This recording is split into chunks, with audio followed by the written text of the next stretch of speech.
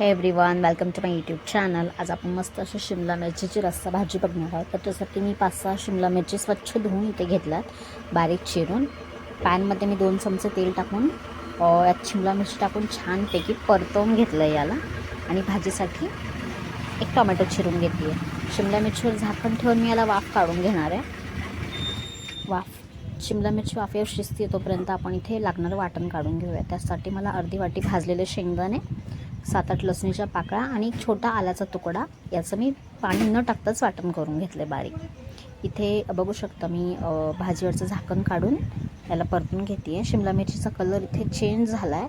त्याच्यामध्ये मी टोमॅटो टाकून अर्धा चमचा हळद आणि चवीनुसार मीठ टाकून छानपैकी परतून पुन्हा एकदा एक वाफ काढून घेणार आहे.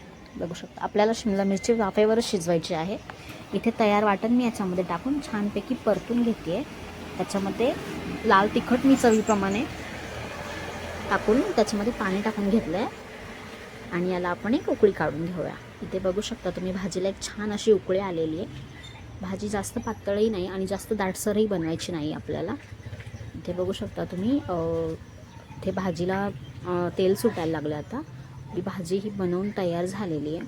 अगदी कमी वेळेत आणि झटपट बनवून तयार होते ही शिमला मिरचीची भाजी आणि टेस्टला पण तितकीच छान लागते.